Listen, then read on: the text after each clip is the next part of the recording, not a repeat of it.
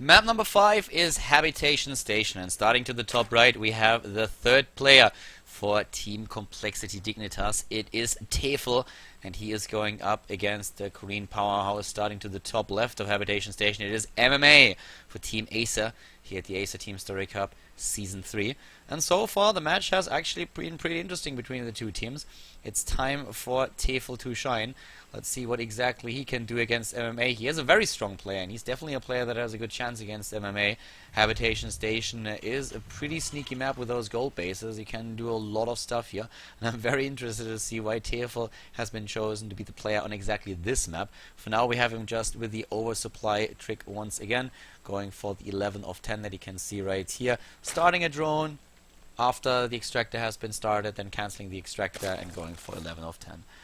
So I really want to see what exactly Tefel is doing now. Tefel is one of those players, by the way, that really likes to start into a spawning pool first. We've been talking about this already quite some time. He is one of the few players that will not always start things off with a hatch, and that's exactly what we see here. The spawning pool, once again, gives him a very safe build.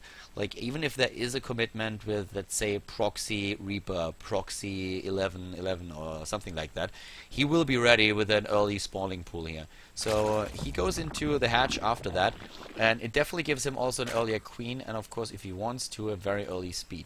For MMA, on the other hand, we see the exact opposite. He doesn't even bother with the barracks, he just goes straight into the command center, and the usual build here would be to think about the Reaper opening again.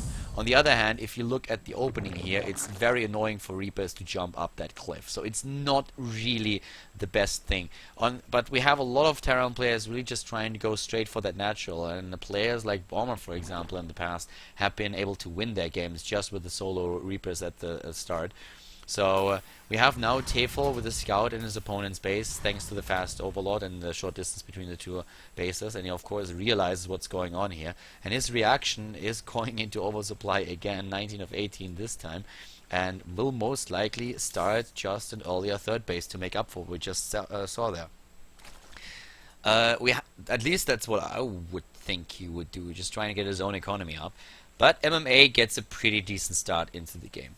So far there's nothing exposed. We have the SCV completely safe. It's not going to be taken down by any kind of circling aggression in the early game, so no delay on the command center. We also have the bunker, and by the way, that command center first, that's a pretty ballsy command center first. This is not a command center first where you say like, okay, I build it into the main as part of my wall, just trying to make a bit of an awkward wall here, and then I'm at least safe if my opponent goes for an early pool. This is a command center that basically just says like, yeah, you are not going for an early pool, I can throw that down on the low ground at my natural, I'm going to be completely fine, and I don't care what you do at all. So that works quite well for him. We have the bunker at the same time now all the way at the front, and with the single marine already giving him a little bit of safety. The SCV right here. Well, if he drops a command center right here, I'm going to build him an MMA is a boss shrine. Might just actually... I have no idea what he's going to do with this SCV. For a second, I thought he might drop an engineering bay there, but he doesn't really know where Tefel wants to build his base. And there it is. Now that he knows, he actually builds that engineering bay and goes for the block. Well done. So that's going to be pretty annoying for Tefel, but he's already in progress of building another hatch here to the right side of the map. And for MMA, that's not really a commitment. If you think about the early engineering bay that is built to block the natural, then you always delay your own command center, or at least you delay whatever you want to build back at home. With MMA already being on two bases and having the saturation there, he can really afford those few minerals. It's not that much of a big deal. But of course, he knows already that the first move by the Zerg player is going to be to build another hatch to the right side of the map. But at least he denied the gold expansion for now, and that's worth something. One of the things that Tefel also really likes to do is playing Roach Hydra against opponents. We have the Hydra then already building, and we see him with the Evolution Chamber number 1 at the front. The second one should be built very soon. So I wouldn't be surprised to see the lair tech and then him going straight for a Roach Hydra composition. That's one of the styles that he really prefers. He did it even before the Hydra list got stronger with the additional DPS. But yeah, it's something that Tefel just loves to do. And, well, for now we have once more a Widow Mine, double Widow Mine building, and also, of course, the Medivac gonna join the game very soon, and then we might see that Widow Mine drop into the natural. But for now, it's just Hellions trying to take those creep tumors out, and there is already cancelled. The lair attack already started, and +1 attack also on the way. The armor upgrade should join in just a few seconds. The lair attack will probably lead into a Hydra den, as already suggested a little bit earlier. But for now, it's just all about the timings that his opponent is gonna use. MMA has, with his first Medivac, the opportunity to just drop the Widow Mines into his opponent's main base. Looking a bit at the numbers, we have 38 against 51 Harvesters at this point. And having a quick look at mechanics, supply blocks for both of them very low, for MMA a little bit better. Idle worker time very high actually for Tefel.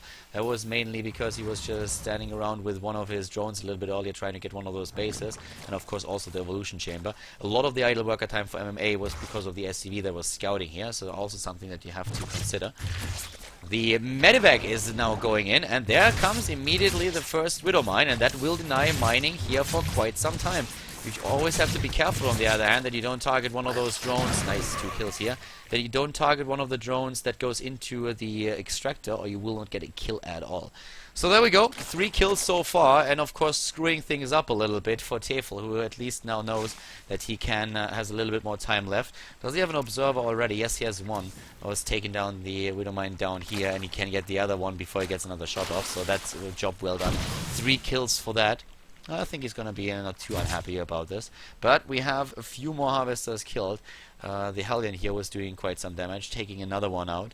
So, yeah, for MMA, what we see to the left side is double upgrades. We have him also with the with the Tech Lab and the Stim.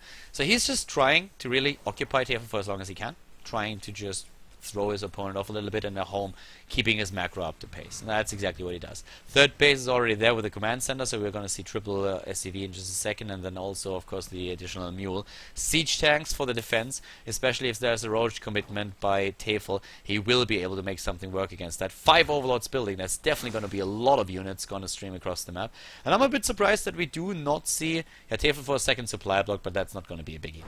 The Viking that we see for MMA is doing a great job with so far 3 kills, and that's just one of those great Vikings that we have in the early game. Sees the roaches as well, but we have already 1 siege tank at the front. The second one is building, maybe a little bit too far forward, since a single... okay, he wants to protect the third base, that's why.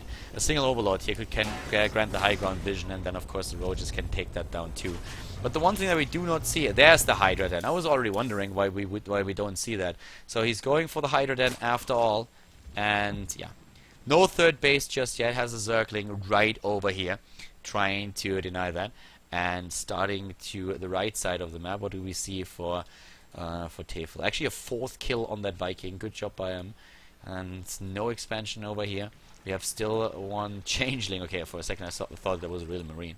There's also nothing right there. Here come the Hydralists, +2 attack is on the way. And the problem for Tefel really is that the more siege tanks there are, the more difficult it's going to be for him to break through with this. Siege tanks are your worst nightmare. But there are only 2, and 2 siege tanks? Well, there might not be enough, but we have forward bunkers already. The siege tanks so far doing a good job, great position for them, as long as they're shielded. There's no high ground vision just yet. Nice, taking down the Overseer. That was important. No high ground vision for Tefel, and that means he can utilize those 2 siege tanks a little bit longer. But still the attack against the Orbital has to lift it and moves back. The 3rd siege tank is moving in, is now on the low ground. So a very nice setup that we see for MMA. He's supply blocked at 121 for a few seconds, Tefel at 182. Looking at the harvest account, 54 against 71, so decent economy for both of them. If you look at the supply block, Tefel is supply blocked for a lot longer, building 5 Overlords at the time right now, trying to make up for that. Idle worker time also much in favor of Tefel, at least this time. Pretty common if you see a Zerg versus Terran. It's pretty common actually to see that. More bunkers at the front. MMA knows that all he has to do is defend right now, because Roach Hydra scales very bad into the late game. But at the beginning, it's absolutely amazing, and he's moving in already. 1-1 upgrades are done. The first siege tank is history. SCVs are coming off the mineral line, trying to help out a bit. On the top, we have triple tank now. taking down whatever they can. That third is once more exposed. At least with a Hydralist, he could do some damage against that. He doesn't have the range upgrade on the other hand. That was something that Bly was forgetting in the last game. I think this time it's actually on purpose, at least for now, but he should definitely get it if he wants to keep active with his composition. And for now, I think he should have started it actually already. I don't think that this was a good choice here. We have those siege tanks doing way too much damage, but most of them are already taken out. The third siege tank is gone. Another one has been built though, and this is the fourth one. The orbital command is moving back. If you look at the resources lost, of course a lot more lost for Tefel, but he can afford it. He's pushing MMA back, and the Terran player has some problems at his hand right now. We have him currently with only 46 army supply against 70. Look at that harvester count. The triple mule is of course really helping with that, but still, that was a very aggressive move by Tefel. It's just about how he's gonna do in the late game. And that might sound very trivial. There's like a bit of a push out that we see here. Sorry, the push was already going on in the main base. Oh my god, he took down the entire base and I didn't see it. Oh, sorry guys. I had the train of thought here trying to talk about like the Hydras and Roaches scaling into the late game, and I completely missed the drop. My bad. You probably saw it on the minimap. So, flame on, but yeah. We're gonna continue the rest of the game. So for now, what he actually took down, he took down the tech, at least most of the structures. We have him still with spawning pool, with Roach Warren and Hydra, but no lair whatsoever any longer. And Tefel is now really on a clock. He needs to do damage there, and he's moving in. Double siege tank is doing way too much on the other hand. What Tefel would have really liked to do is expand behind this, but with the aggression in the main base, he lost another mineral line since he lost his main. So usually what he is doing in this scenario, if it works for him, he gets a fourth base behind it. He's on 4 bases and starts to slowly transition out of this. It's something that we did not see from him in this game, just because MMA with the double drop did a lot here. Was relying back at home on bunkers and the siege tanks for the defense. That's why he also sent the SCVs in, because he didn't have the main bulk of his army. But now that 2-2 is completed, it's just him really having a great late game composition, whereas the composition that we see for Tefel, as I tried to say earlier to finish my train of thought here, doesn't scale. If you are up against this many medivacs, siege tanks and 2-2 marines, and later on of course even 3-3, Roach Hydra just doesn't cut it any longer. The one thing that we don't even see is Marauders, which would help out as soon as Tefel switches into a heavier commitment to Roaches. But this is just a setup that you cannot attack. Once there are too many siege tanks with a good, nice fire army at the front and medivacs to support them, it's just not really gonna help them. So he's losing way too much here right now, and this is just MMA holding 3 bases, getting his economy up. The siege tank's really the winning move. If he doesn't build those, Tefel is going to crush him with his push. But as it happened, he was able to hold push out as well, and MMA takes another win with a 3-2, now also taking the lead for Team Acer. My apologies once again for missing the double drop there. That was definitely a big blunder, but yeah. Great defense by MMA. Tefel distracted, of course, by the drop against him. At the same time, not crushing through, not taking down that third base, only forcing a lift off. And then with MMA completing his upgrades and everything. Tefel not getting the 4th base, instead actually losing one of his bases in the main. He just didn't have a chance to really do anything else. Loses it here. Can't even get the 2nd set of upgrades. Only got the only got few of those. So game over, and MMA taking the lead for Team Acer, and coLDignitas has to send out another player.